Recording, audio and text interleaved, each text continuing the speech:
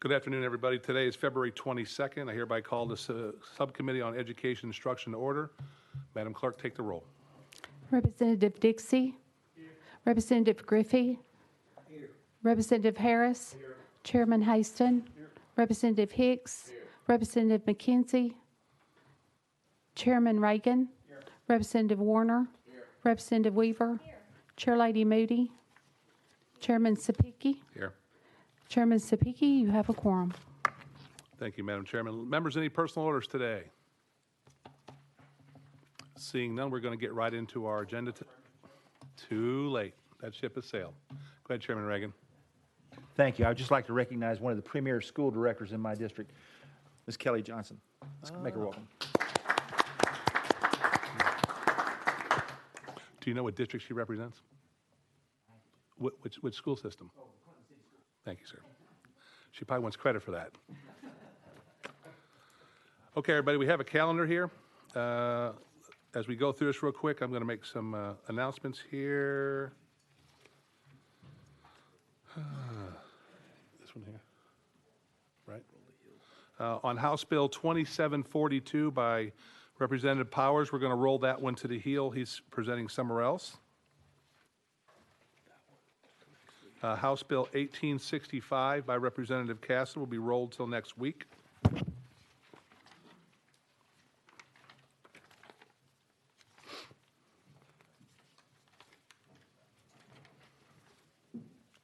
House Bill 1860 by Haston will be rolled for 1 week. Number 8. Thank you. And that's it.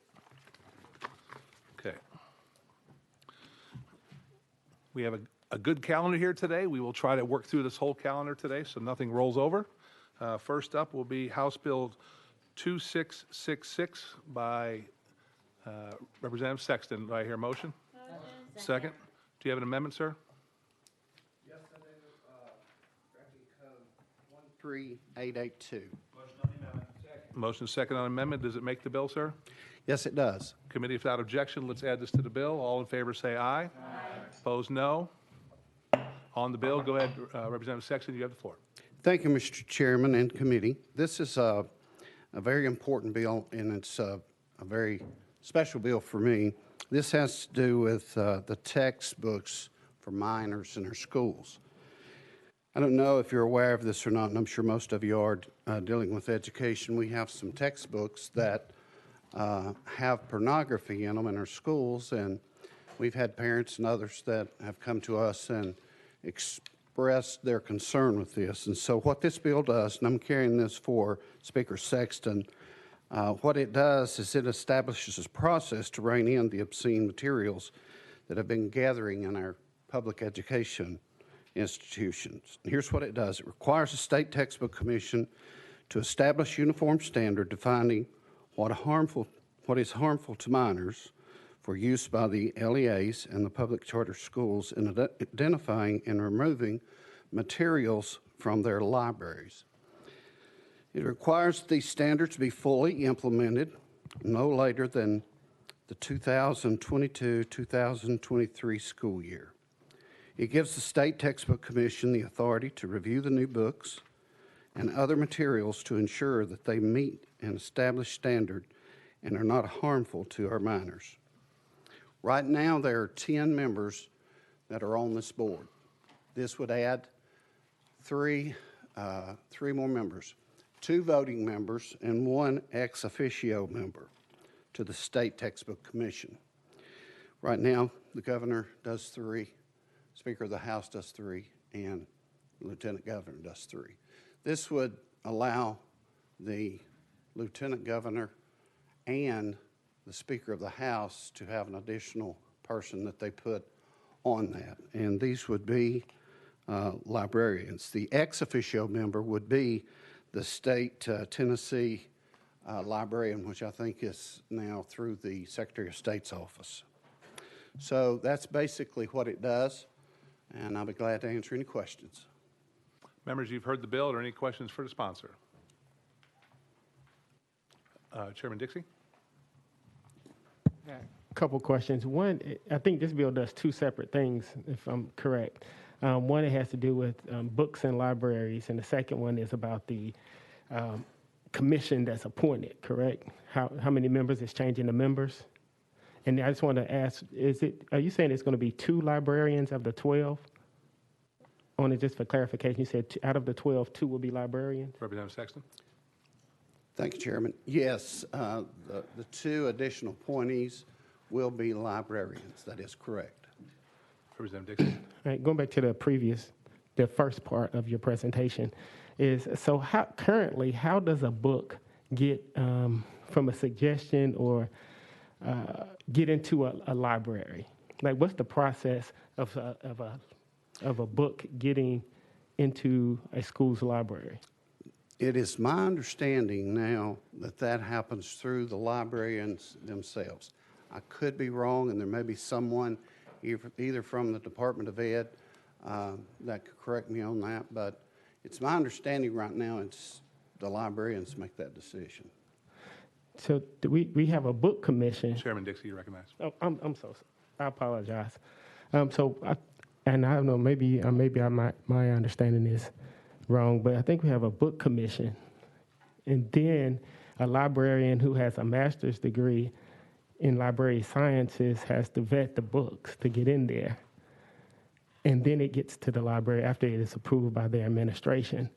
So I would challenge, how many instances or books have we found that have child pornography in libraries, and what grades were they found, in elementary, middle school, or high school? I don't know what that, excuse me. Go ahead.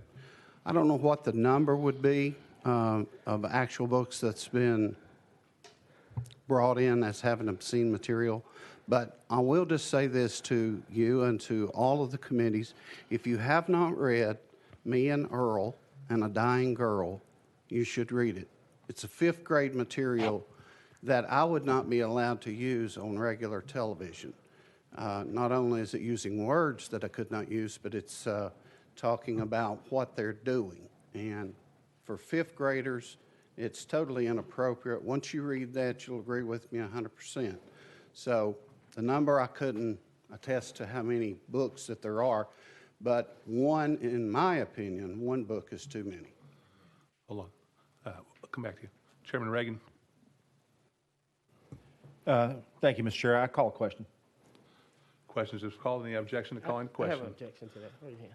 I have an objection. I have one hand. Okay, I need 3.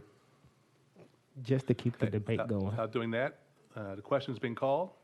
We're going to go ahead and take the vote on this. All those in favor of House Bill 2666, moving on to the full committee, say aye. Aye. Opposed, no. No. Ayes have it. You're on to the full committee. Sexton, see you next week. Thank you, Mr. Chairman and committee. Next up is House Bill 2108 by Chairman Moody. Motion and a second. Chairman Moody, do you have members, we have an untimely filed amendment. Chairman Moody, I believe this was from the Department of Education to clean this up. That is correct, Chairman. Motion to consider the amendment. Motion is second. All those in favor of considering the amendment, and I believe it's Amendment 014066, is that correct? That is correct. All those in favor say aye. Aye. Opposed, no. Ayes have it. We'll consider this. Chairman Moody, give us a brief description of what the amendment does. Chairman, may I do this from my chair? Yes, you may. All right. Members, the purpose of the bill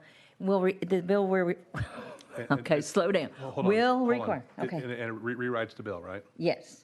Well, yes. Okay. Go ahead and give us the explanation. It will require, We voted to consider it, now we need to adopt it, is that correct, sir? Well, we need an explanation of what we're adopting first. Go ahead. it's a, we had the dates of when we're aligning to the math, science, and social studies, the textbooks and instructional materials, that they will be aligned by a certain date, and what we got wrong was the dates. So the amendment lists the correct dates for each of those subjects. Chairman Dixie? Could you tell me the amendment number? I think I got lost. It's 014066. Okay? You've heard the explanation. Do I have a motion to add this amendment on? Motion to add the amendment. Motion to second. Any objections to taking the vote to add this on to the bill? Let me say, all in favor say aye. Aye. Noes? Chair Moody, your amendment is on the bill. You want to give us any other explanation on this? No, that's just what it does. Again, it will align all math, science, and social studies textbooks and instructional materials to the state academic standards by these dates in the amendment. It prohibits the State Board of Education from granting waivers for textbooks or instructional materials that are not aligned to our state academic standards by that date. And with that, Committee members, if you remember the literacy bill, we already did this with ELA. We're just syncing up the other four categories. That's all we're doing. Any objection to taking the vote on the question? Nope. Now, seeing that, all those in favor of House Bill 2108 as amended, say aye. Aye. Opposed, no.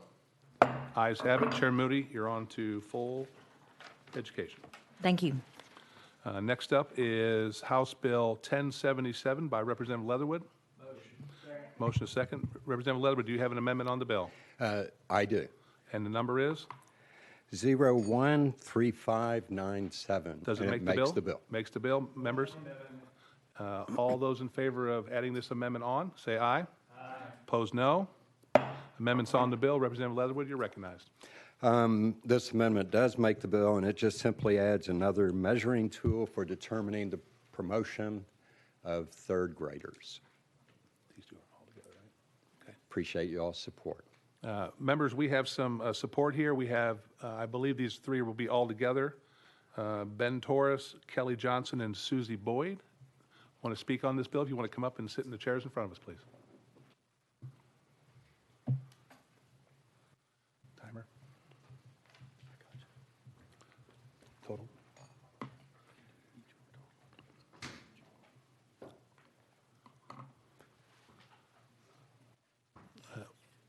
Since we're moving along today, I'm going to allow you each to have 3 minutes to address. Mr. Torres, you want to go first? State Thank your you, name and who you are. Thank you, Mr. Chairman. Ben Torres, Tennessee School Boards Association. So we brought this bill to Representative Leatherwood, and it just allows the student's results on the state-adopted benchmark that the student is required to take to be used to demonstrate that the student is proficient for promotion from 3rd to 4th grade. The reason we brought this bill, there are a number of ways right now that a student can be promoted from 3rd to 4th grade that were outlined in the literacy bill. It did not mention benchmark assessments. And when you look at what's currently in the rules and regulations, we believe there should be a pathway for benchmark assessments to be used for promotion from 3rd to 4th grade. So I'll let Ms. Johnson kind of expand on that a little bit. Hold on 1 second. Mr. Torres, does anybody have any questions for Mr. Torres? Seeing none, thank you, Mr. Torres. Appreciate it.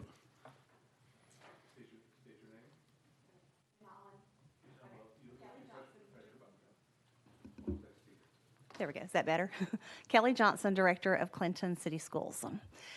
And so I come to you today to let you know that I think that we are all on the same page with knowing the importance of reading on grade level. I don't think that directors across the state are arguing that we're moving in the right direction with that. That is an important milestone. What we are seeking today is that we just want valid and sufficient data to be able to make good decisions regarding the trajectory of students. We have attempted to work with the Department of Ed on this since the 3rd grade retention law was enacted last year. And I just want to kind of give you some information and then hope that you all can help us work towards making this, this law a little better. There are a few concerns about using TN-Ready data solely in making this decision, and I'll try to go through those points very quickly as I know that you all are very familiar with TN-Ready. Number one, when we look at ELA standards in 3rd grade, you have 90 standards, but when you break those down into substandards, 3rd grade teachers have approximately 116 standards to teach in 3rd grade and 145 days before TN-Ready assessment is given. So that equals about 1 day per standard for students to master what they need to show on TN-Ready. Students in 3rd grade are 8 and 9 years old. It's the first time they've ever taken a high-stakes standardized test. In grades K through 2, they are learning how to read. They are learning to crack the code. In 3rd grade, that shifts over to them learning to read for information and to make context and meaning out of that. That is a huge, significant shift. T and Ready addresses 5 areas: literature, informational text, vocabulary, written expression, and conventions. Every year, the Department of Education gives school teachers what's called an assessment blueprint that tells us what percentage of questions are going to be in each one of those categories. This past year, our assessment said that conventions would make up 7 to 9% of that assessment. When we received our reports, we found out that 25% of the ELA T and Ready assessment was on conventions alone, and that is grammar, capitalization, commas, punctuation. So when you combine that with what written expression constitutes, 40% of that ELA test is on conventions and writing. That's important, and our kids need to know how to do that. But when we look at saying reading on grade level and we tie that to prison rates and everything else that we're trying to correct, only 60% of the T and Ready test is solely testing reading. 40% of it is on conventions and writing. And this is the first time they've had a high-stakes test. Multiple choice is a genre within itself. We have to teach test-taking strategies, and this is the first time that our 8 and 9-year-olds have done that. We know that social and emotional, is my time up? Already 3 minutes? Already 3 minutes. And somebody asked me a question about why we want to use universal screeners. Oh. Ask me if I can have your 3 minutes. What is it they say on Capitol Hill? Yeah. Did I hit it? Am I on? Was. Yes. I'm Susie Boyd. I'm the literacy coach for Clinton City Schools. Not too long ago, Kelly asked me, what is grade level reading? And it took me a minute to think about it because it's not just a number. It's a variety of things. So I thought long and hard about that. So I started with our standards document, and at the very tail end of our standards document published by TDOE, it tells us that third graders should be reading it in a Lexile range of 420 to 820. Lexiles measure difficulty of the text, basically, is what it is. So it's a pretty broad range. So as a literacy coach, I know that there are 5 pieces in literacy. There's phonological awareness, just being able to hear the sounds. There's phonics, looking at words on a page and being able to crack the code and apply phonics skills. It's vocabulary, knowing word meanings in context. It's fluency. Fluency means they read at an accurate rate, they read accurately, they read with prosody or expression. And then finally, there's comprehension, which is what our T and Ready assessment assesses.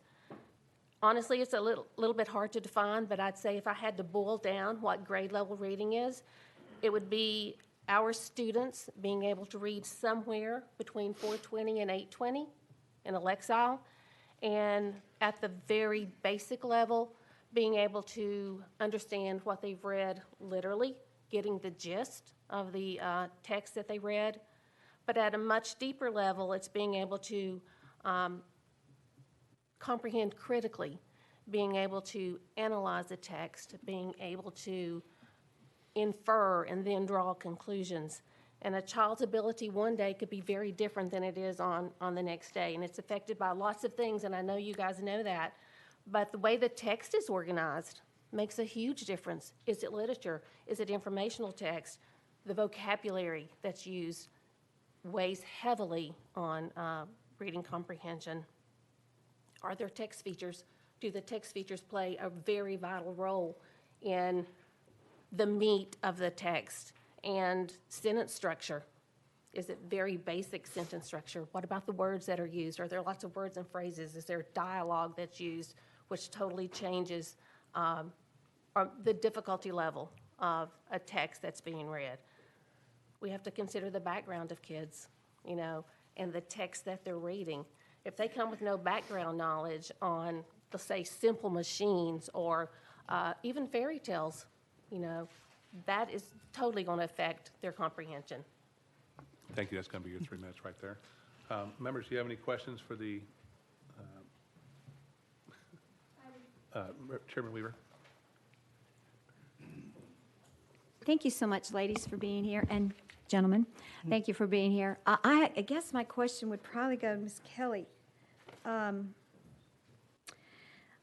So, in your opinion, would you say that this that more points are dedicated to grammar than reading on No. this test? Or would you, I'm just trying, because I mean, if a child can read, a child can lead.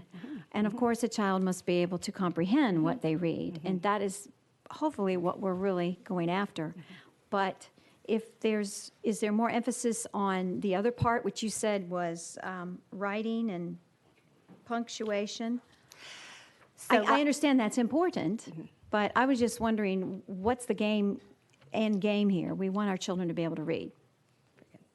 Am I allowed to talk? Am I allowed to speak? Yes, Oh, yeah. Okay, I didn't know if I you're had to wait for allowed. you to give me You're permission. recognized. Go ahead. I'm doing another thing. So the way that it played out last year was not really in line with what teachers were told would happen. About 60% of the test was direct questions directly related to what they were reading and then what they were comprehending in a multiple choice format.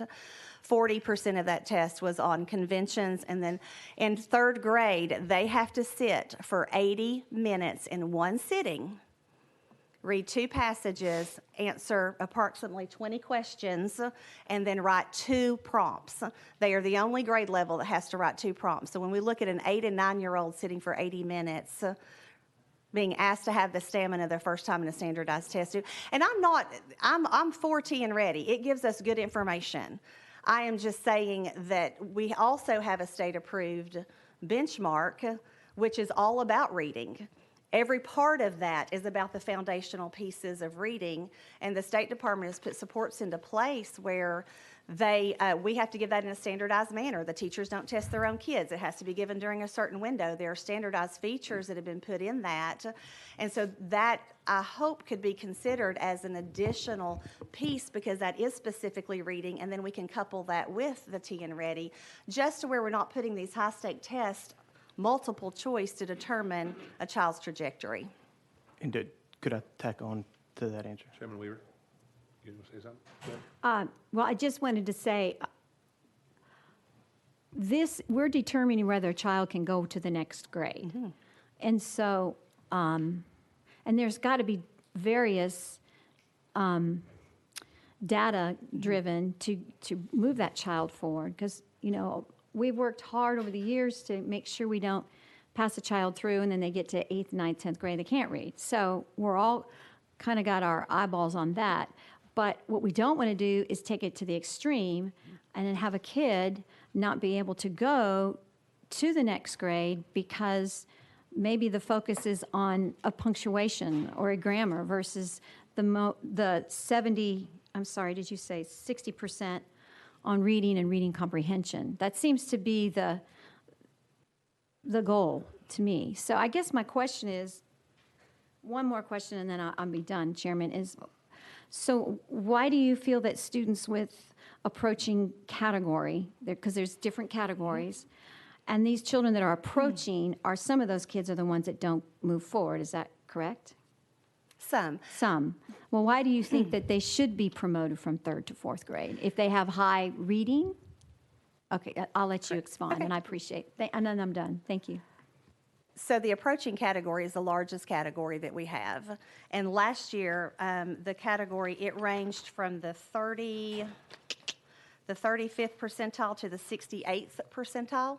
So we had students that scored in the 68th percentile. Now, that's not percentage. That doesn't mean they answered 68% of the questions correctly. They scored 68th percentile.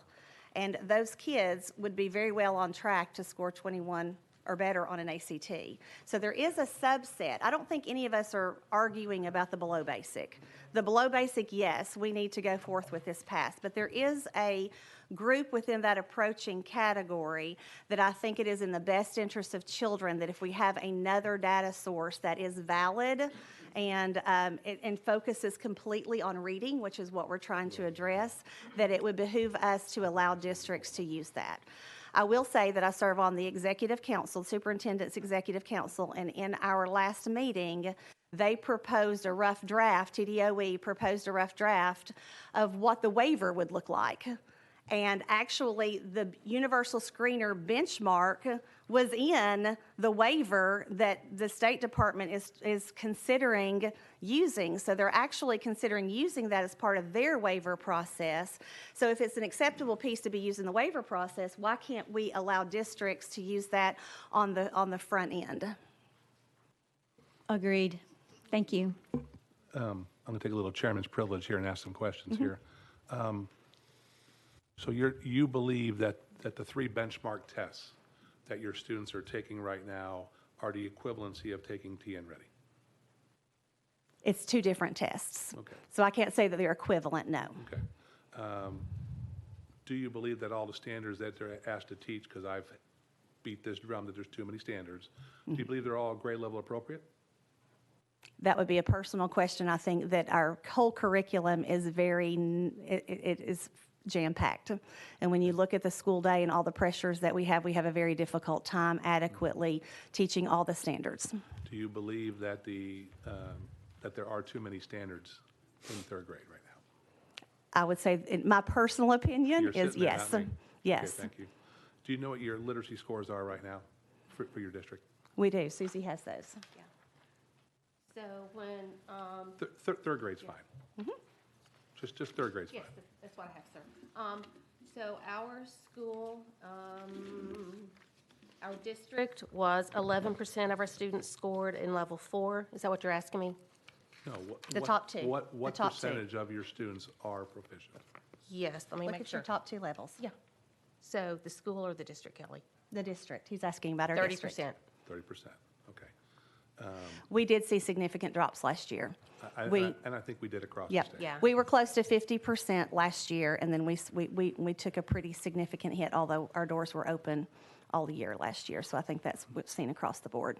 And I would think, as a superintendent, those numbers are not acceptable to you. Absolutely not. Okay.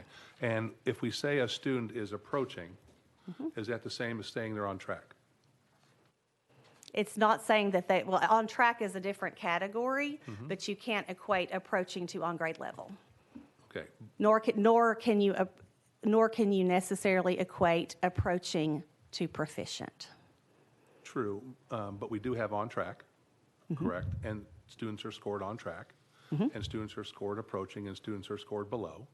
And if I remember right, the literacy bill that we passed said for summer school or for promotional issues, especially for summer school, the children that were below gained first access. And as long as you had enough seats, then we could filter into the approaching. So I'm trying to understand here, because I've heard these arguments as soon as the bill was passed from superintendents across the state of why they wanted to use other things, and I'm not going to go into why they said what they wanted to, because it would not be good for those superintendents if those came out. But if we have TN Ready across the state, and a child doesn't score well on TN Ready, they're probably going to take a 4th grade test too, and a 5th grade test, and a 6th grade test. One thing I can guarantee you is our students in Tennessee are tested a lot, right? They test a lot. High stakes test, High stakes test. a multiple choice that determines a lot of But now their. what you're doing is, with this proposal that you're making here, you just turned the benchmarks, those 3 benchmarks, into high stakes tests. Because now as a district, you are using them to evaluate those students. And now the way they're given now will not be the same in the future, because those teachers are going to be held accountable for those benchmark tests and how those students do, and their future academic success is going to be tied to a benchmark that they receive 3 times a year that doesn't meet all of our standards. So. Can I respond to that? Go ahead, please. I don't think it is an either or. You're looking at both of those. You're looking at multiple sources of data. In education, it is never good to make a determination on one piece of data. It's just not. You look at multiple sources and you create a picture. It's kind of like going to the doctor. You know, when you go to the doctor, you're going to do a urine analysis, you're going to do blood work, you do blood pressure, you're going to do weight, and he's going to get a picture. We don't look at one piece of data to determine the complete picture of a student. I appreciate that. I wish I could go back to college and convince my college professors of that the score I got on my test really doesn't matter. But it did, and that's so. I think we got Representative Griffey. Thank you very much, Mr. Chairman, and thank all 3 of you all for being here. In my experience, the folks that deal with issues day in, day out on the ground are generally the subject matter experts, and I think all three of you will qualify for that. The question I have for you is kind of sort of a 1,000-foot question, and I don't want to put any of you on the spot, but suppose we've got a mission here to try to teach our kids to be proficient reading, writing, math. And, we have a population of students that come to us where there's always, I don't think human nature is really going to change. You're going to have some that are going to be super excellers and some that may not, are going to kind of struggle along. But our job as the state of Tennessee and as educators and as a community is try to do the very best we can for everybody. Let's get everybody moving in that direction if we possibly can. And I don't believe if students aren't scoring where we need to, I don't believe it's the student's fault. And quite frankly, I really intend to indicate I don't believe it's the problem with the teachers. And so I have some concerns that it may be the way we're trying to bring so many forces to focus on a problem. And as an example, when we went around talking about the BEP stuff, the reading scores came up, and I brought that issue up, and one of the local directors of schools said, Representative Griffey, the issue is that our kids can't read. Part of the problem is with the testing. And I was somewhat skeptical, and anyway, I started trying to get a copy of that reading test they took. I actually finally got a hold of it. Was difficult, but I got some old test questions, and the test questions were really kind of convoluted, I felt like. And I kind of tended to believe, well, maybe this director of schools was kind of on to something. So my question is for you all, from 1,000-foot level, if we're trying to, educate all our kids with reading, math, whatever it is, what's the best way to do that? You're the commissioner of education for the day, or you're the governor of the day. What do we need to do? And if we need to engage parents more, are we adequately addressing that to get them into buying into the system, to make sure their kids are learning to read at home, so when they come to the school? So if whoever wants to take this on, I don't know who's going to be the brave soul on this one. Well, I think that's a silver bullet question. Yeah, silver bullet bullet question for. right there. I just think we have to be very, very careful. As Susie Boyd did such a great job of describing what it's like to read on grade level, it's very complex. It doesn't fit nicely into a box. And frankly, T and Ready has its merits, but every assessment has strengths and weaknesses. That's why it's important that you look at multiple assessments when you're making decisions. It is very, very difficult to determine a child's accurate reading level on a multiple choice test. A lot of that is test taking. Where you learn if a child is reading on grade level is through one-to-one interactions, through your running records, through your small groups. And so I don't want us to sell ourselves short. I think that our students are making some very, very good gains, but I don't think that we can allow one multiple choice assessment to determine exactly if we're completely on track or not, because reading is so much more complex than that. It doesn't fit into a box. Thank you for that. And tell me if I'm wrong. Look, I can remember back in third grade when I was in Miss Stubblefield's reading class. And, we had the projector on the screen, and all of us, we read out loud in class. And the little line moved across, and it closed the words behind it. You had to keep up with a certain pace, and you were tested on that. Have we gotten maybe so addicted to technology or so forth that maybe we're kind of missing the fundamentals and maybe getting away from maybe the older models and systems that worked with all these new models with the whiz-bang, multiple testing, computerized, this and that? Your response, please. I think what we are looking at today is very different. When we went to school, we did not have the social pressures. We did not have the social emotional issues. We did not have the anxiety. I will tell you, Clinton City Schools is a pre-K through 6th grade district, so our focus is on elementary. And in my whole career, of Education, we have done more suicide assessments in the past year and a half than I have combined, and that is at the elementary level. And so I think when you look at that and couple it with a high-stakes testing, it's not really doing a lot to help our social and emotional, but they are just coming very different into the school buildings, and we are having to address a lot more just different issues than it was when you and I went to school, and that is something that teachers are battling on a daily basis.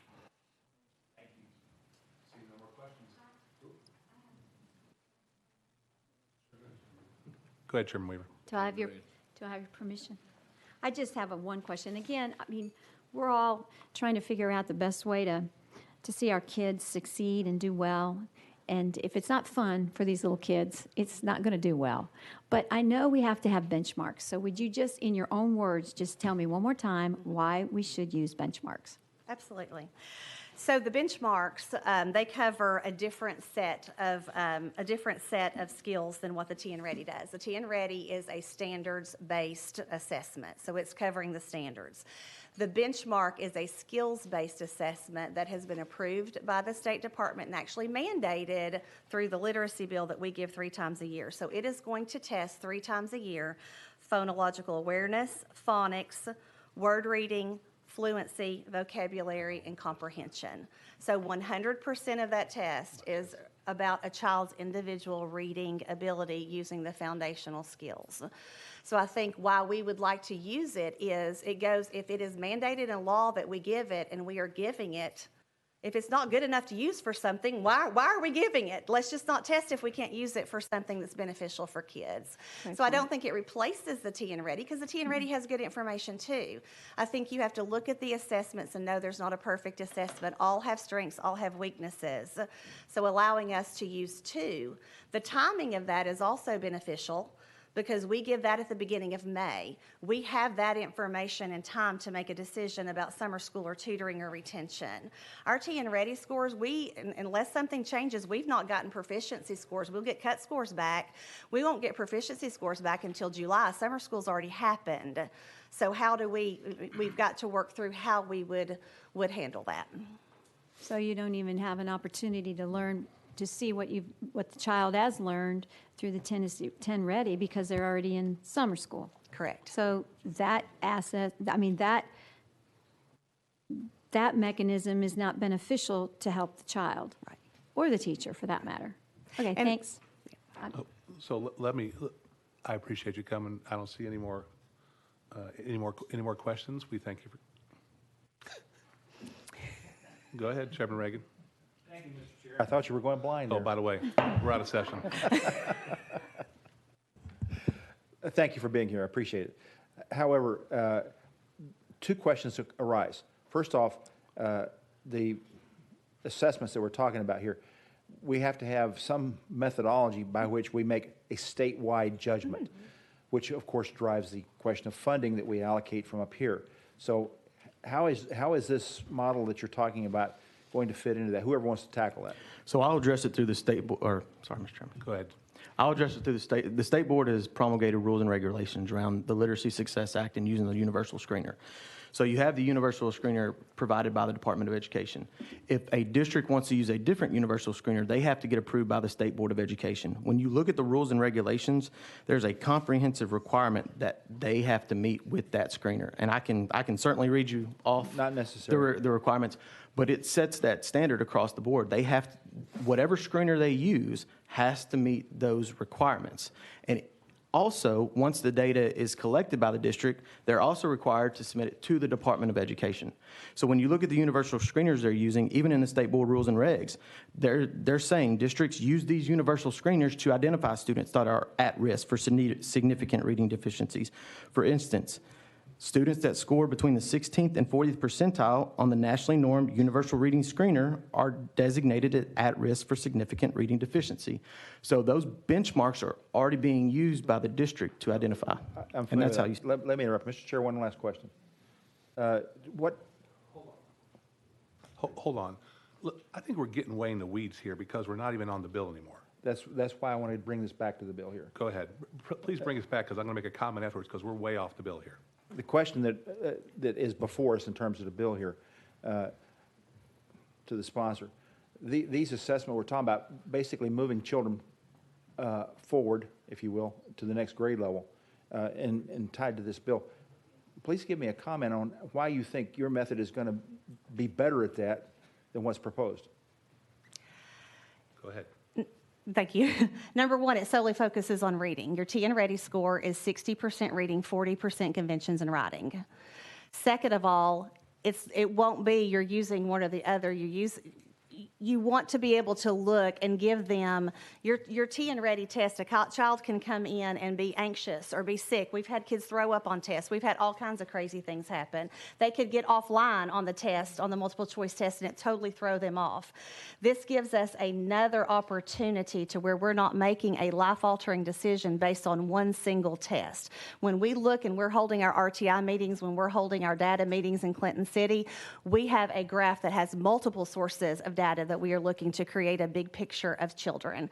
There again, not one assessment is going to be the end all to be all, which is why it's important that we maintain the fidelity of having a valid test, that the state has the information, that the state board has set some benchmarks on, so where we are consistent across the state, but we are allowing the children the opportunity to show what they know in multiple assessments. Thank you, Mr. Chair. So, members, let me get you back. Let's get back on the bill here.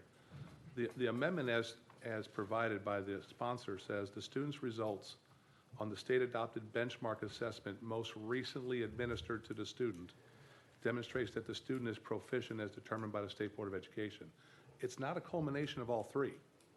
It's just the last one, which means we could have a student that fails the first two, passes the third one, and what they want to do is move that child forward off that one test. That doesn't address all of our standards right now. So I would be very cautious on this right now. We have no more questions for you. Thank you for your attendance. Thank you. We have Charlie Bufalino with the Department of Education to come up.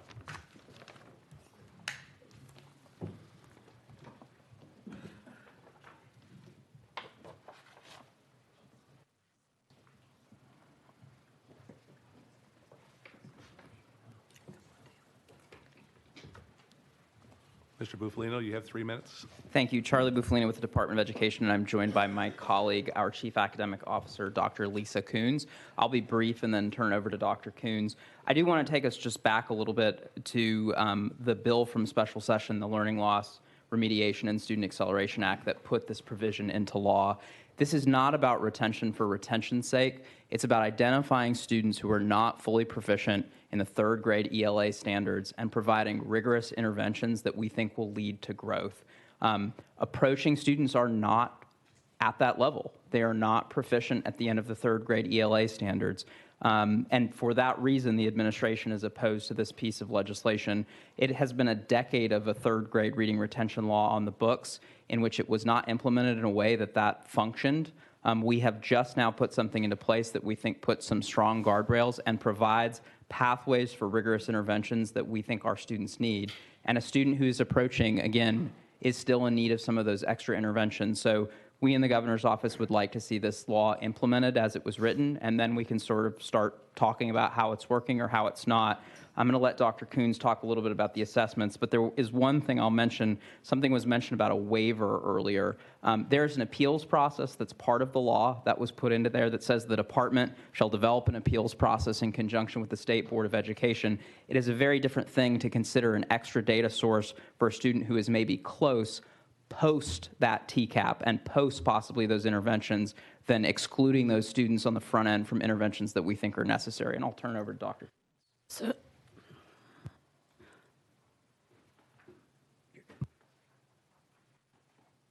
I am not technologically savvy, so I apologize. When we think about the third grade TCAP, it is the first time we give a TCAP, and it is in correlation with what we're asking students to do. So the reason we have the Universal Reading Screener, and you voted for the Universal Reading Screener, also known as the state adopted benchmark in the Tennessee Literacy Success Act, because Dr. Johnson and Dr. Boyd talked about the progression of learning to read. That is absolutely appropriate in kindergarten through second grade. That focus on decoding, that focus on learning to read. But third grade is more than just learning to read. It's about learning to read, doing all the things that they talked about in the Universal Reading Screener, comprehending, and then taking that comprehension and applying it to grade level standards, understanding main idea, creating summaries, doing those kinds of things that are actually the complex part of literacy. So a Universal Reading Screener measures whether or not I can access the text, whether or not I can comprehend it on a basic level, but the TCAP says I now understand what I read and I can apply it to the grade level standards in third grade. Those are very different things. You can't replace a Universal Reading Screener that says I can access a text with an assessment that says, I truly understand that text, I can apply what I understand it, and I know what I need to do. We start doing that in third grade, and that is why the TCAP it starts in the third grade, because developmentally we expect kiddos to do more than just understand what they're reading, but they actually have to understand and apply that learning that they've gotten from those texts to apply to skills and standards within the TCAP. So that might be writing, it might have comprehension, it might have punctuation, it might have all of those things that are included in the benchmark. Thank you, Ms. Yep. Little chairman privilege here. So in the amendment that we're considering here, it says the most recently given benchmark assessment, if they score proficient on that. It doesn't answer my question is, what if they failed the first two? Is the third benchmark a summation of the entire year, or is it just from where they should be from the second to the third? Whoever wants to answer that. Sure, I'm happy to answer that. So the benchmark actually measures, am I fluent? So is my fluency better? It only measures a subset of the standards. The Universal Reading Screener or the state benchmark never measures the entirety of the standards. So they only measure a certain set of standards 3 times. So they're measuring fluency, they're measuring basic comprehension, so they're only measuring a portion of the standards all 3 times. You never get a whole snapshot of the entire standards or that application component that the TCAP measures. So the argument of high-stakes testing with TN Ready, if the amendment were to pass, then that third reading assessment, that benchmark, would become the new high-stakes test, where it's all or nothing on that student for promotion, correct? Yes, sir, it would be both. We'd be creating another high-stakes assessment. Okay. Anybody want to ask some questions? Chairman Haston. Thank you, Mr. Chairman. Are TCAPs coming in post the summer school window? Thank you, Chairman. We continue to get those back faster and faster. That was true for last year in a totally paper format, sort of across the board. We anticipate that we'll be able to get those raw scores back before those summer camps begin. Go ahead, Chairman. I think the chairman made a good point, though, about the last test. It just seems like that we could find some common ground here, and if it's a combination of all 3 benchmarks and a certain level on the other. I mean, I think I'm in agreement. I think the last one is probably a step too far, but a combination of the 3 or all 3, I think would be possibly a fair safety net there for kids. But I'll wrap up there. Any other questions? Thank you for your testimony. Thank you, Chairman and members. Members, we're back in session. Chairman Leatherwood. Well, if Chairman Haston wanted to make that as a friendly amendment, we'd probably consider that. But while he's contemplating that option, I would like to address some of the points that were made as far as there being 3 tests and the last one being counted. Well, oftentimes we're tested multiple times on something, and it shows a progression. That would show there's a progression. Maybe they did fail it the first time. Maybe they failed it the second time. But they did well the third time. They are progressing, which is what we're looking for to determine whether or not these students should be promoted. So I think it's very valid as it stands. And also I think it was said that, you failed the first 2, passed the third one, whatever, and then these kids get passed. But what we're doing is adding a 6th section into this section of code, and it says a student who is not proficient in ELA is determined by the students achieving a performance level rating of approaching, and goes on, most recent TCAP test may be promoted. May be promoted. It doesn't say they will be promoted.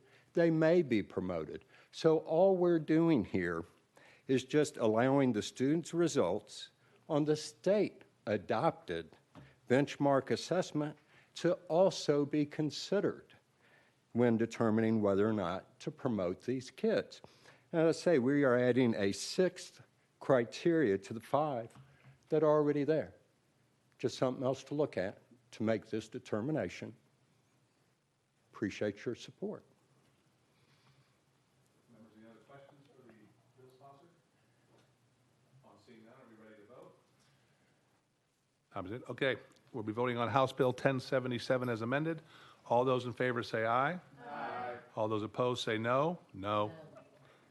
Ayes have it. You're on the full committee. Thank you.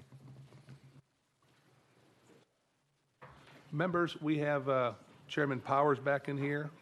If there's no objection, we roll him to the heel. Since he's here, we'd like to take him back in order. No objection. Chairman Powers, House Bill 2742, you're recognized. Motion is second. Is there amendment, sir? No, there isn't. Chairman Powers, go ahead. You have the floor. Thank you, Mr. Chairman. And just go back to what Representative Griffey said. We didn't get those writing on the wall until the 8th grade, back where I came from. So we were a little bit behind the times.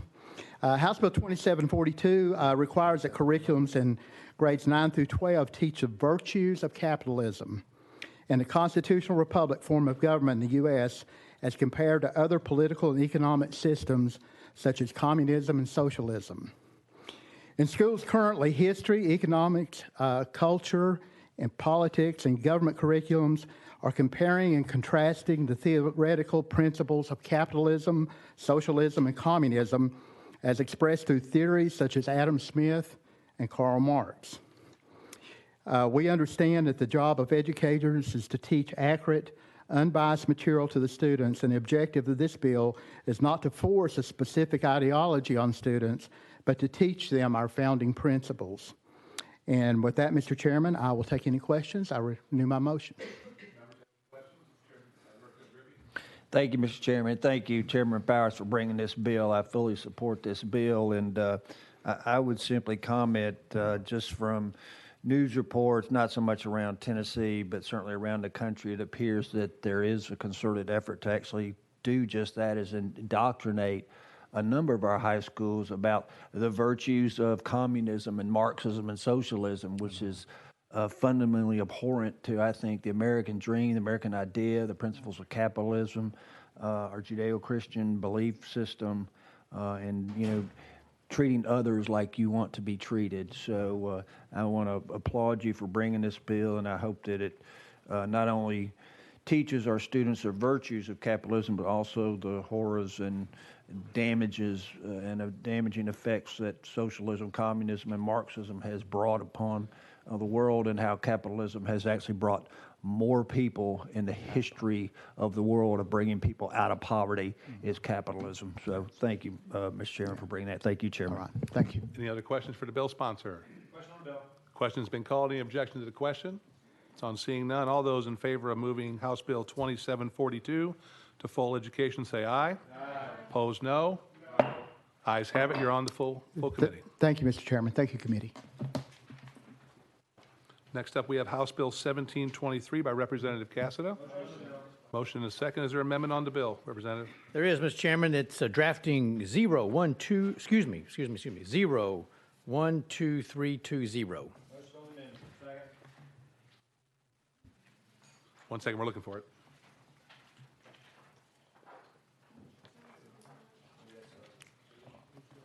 Uh, 1723. That should be it. It's what I got. It's on House Bill 1723. Yes, sir. Yes, sir. We're going to take a 2-minute recess. Okay.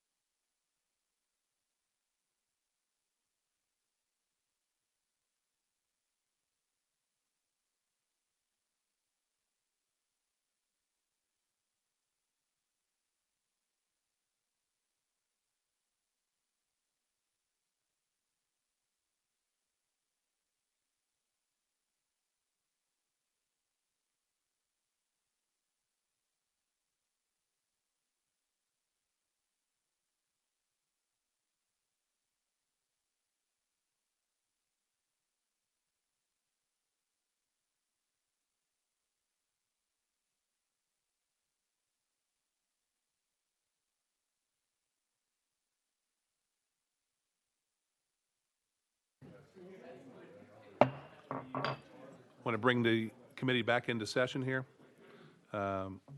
Members will be working off an amendment here at 012320. We're going to need to take this as untimely filed, but it is an amendment that we need to put on the bill. Need a motion on this? Motion and a second. Is there any objection to adding this on to the bill? If you'll give us a brief explanation of what it does. The amendment is almost identical to the original bill. The one thing I added in the amendment, but the amendment does make the bill, but the one thing I added was that the material, if it's already available online, meets the criteria of the material being available to the parent. This legislation talks about all material that's presented in the classroom is to be made available to parents. Obviously, tests are excluded, but any other material made available or that taught in the classroom is made available to the parent or guardian. And then the amendment says if school districts have it online, then that's satisfactory of being able to be checked out. So with hearing that on the amendment explanation. Yes. Go ahead. Thank you, Chairman. Is it easy for parents to find? Or they always say it's online somewhere, but it takes a rocket scientist to find anything. I mean, that's a question that we just have to trust our locals on. I feel like we have to trust our locals on that they would make it readily available on their webpage. Okay. This bill doesn't address that. Representative Harris. Thank you, Chairman. So in the 48-hour period, what can the parent do if they have a concern or a question that could be resolved off of this? The intent of this legislation is just to have the material available so parents can see what's being taught to their children. That's the only intent of this bill. It has no allowance for action on the part of the parent or guardian. Just make it available. And go ahead. And thank you. And for the parent that this is only for online, what if a parent wants a paper copy? It could be either way. Okay. So it could be online or it could be hard copy. With that explanation, members, I'd like question on the amendment. Second, please. Second. Okay. Any objection? No objection. All those in favor of adding amendment 012320 to the bill, say aye. Aye. Opposed, no. Amendments on the bill. Representative Cass, any further explanation? Renew my motion. Okay. Any questions for the bill presenter? Upon seeing none, okay, we take the vote. Question's been called. All those in favor of House Bill 1723, moving on to full education, say aye. Aye. Opposed, no. Ayes have it. You're on the full. Thank you, Chairman. Thank you, committee. Next up, House Bill 2553 by Vice Chairman Hurt. Just a second. Thank you, Mr. Chairman. House Bill 2553 says an adult high school may provide virtual instruction. An adult high school that provides virtual instruction shall satisfy the requirements established for adult high schools by the State Board of Education. So currently we have adult high schools and we have virtual instruction, and this will just allow adult high schools to offer virtual instruction. Okay. Members, there's a possible amendment on this, but we're going to get with legal if this bill passes and have legal get with the bill presenter to just go over it, and it could be just a slight fix in the full committee, but I don't think it's enough right now to run the amendment. So with that being said, any questions for the bill presenter? Chairman Weaver? I just have a simple question, because does the language in your bill have to comply with the state board rules? Vice Chairman, go ahead. Vice Chairman Hurt. Yes, ma'am. Okay, and then we're going to, am I understanding that the process we're going forward, that amendment is going to be presented in full? No. Okay, just say that one more time. So there was an issue that had popped up that this may possibly be redundant, but we're unclear on that right now. So I don't want to hold the chairman up right here on his bill on something that may or may not even be an issue. The chairman and legal can get together and make sure that there is no issue here, and then if there is no issue, there'll be no amendment in the full committee. If there is an issue, they'll fix it in the full committee, and we'll be fine with that. It's just a small fix. That's all it is. Any other questions for the bill presenter? Questions being called? Okay, thank you very much. Any objection to the question? Seeing none, all those in favor of moving House Bill 2553 to the full Education Committee, say aye. Aye. Opposed, no. Ayes have it. Mr. Chairman, you're on the full committee. Thank you, Mr. Chairman and committee. Chairman Hastings has been rolled. Oop, I give it up. I will give the gavel up to present this bill.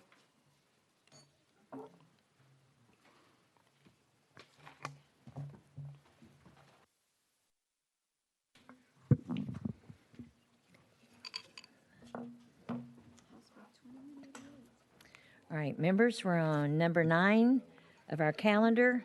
House. All right, you have a motion and a second, Chairman? All right. It's my own deadline. All right. Could you give us that code, drafting code? I will. It's 013365. All right, thank you. It does make the bill. All right. Can you explain your amendment? Very simple. In our charter schools right now, working with our LEAs, there's language in there about disseminating information that's not really protected on these students for the charter schools. And all we're doing is adding the ability for the LEAs to give email addresses and phone numbers and most recent schools attended to the charter schools so they can, A, communicate with these students better in a more timely manner and be able to have a better background of where these students may or may not have come from. That's what the amendment does. That's all it does. All right. Thank you for that explanation, and seeing with no objection, we'll take up the amendment. All right. Okay. No further. Just renew my motion. All right. Members, any questions? All right, question's been called. Oh, I'm sorry. Let's add the amendment first. All right.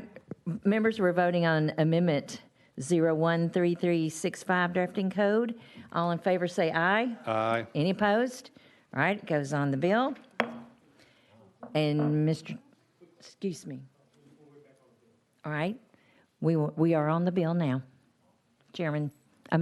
Representative Dixie. Just quickly, if you could just explain it really quickly again for me. Saying you're adding the email and address. Yes, I'll read the current language in code, and then I'll give you the addition. How's that? It says, within 30 days of receiving a request from an authorizer or a public charter school approved to operate one or more schools within a geographic boundaries of the LEA shall provide at no cost a list of student names, ages, addresses, new would be email addresses, phone numbers, the most recent school attended, dates attended, and then now old stuff, date of attendance and grade levels completed. That's it. It's just providing more information to the charter schools on these students. Yes. So they're already providing this information. You just want a little bit more. And maybe I'm getting confused, but did it reduce the number of days too? So, like from 45 or 60 to 30 or something? Or am I getting confused? No. Yes, sir. No. All we're doing is adding in those words, email addresses, comma, phone numbers, comma, the most recent school's attendance. That's all we're doing. Thank you. Representative Harris. And part of this language change, they could not use it for marketing or for trying to recruit from the school. They just, for their purposes. Chairman. Solely communication. All right, next, Chair Lady Weaver. Just a simple question. I'm a protected grandmother here. Why do they need my home address? Why Chairman. can't they just use an email? Well, there are certain materials that have to be mailed home.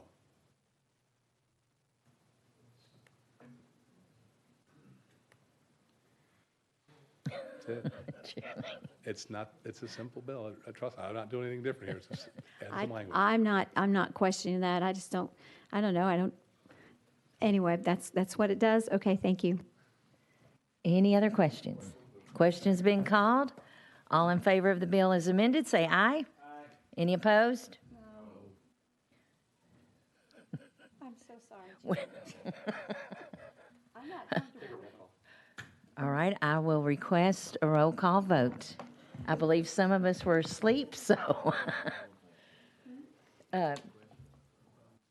Yes, Ms. Jan, are you ready for a roll call vote? Representative Dixie? Hang on. Representative Dixie? The roll call had to be called for before the vote. By the sponsor, right? The chairman can call a roll call vote. Chairman, he can do what he wants to do. If the chairman can't decide who voted.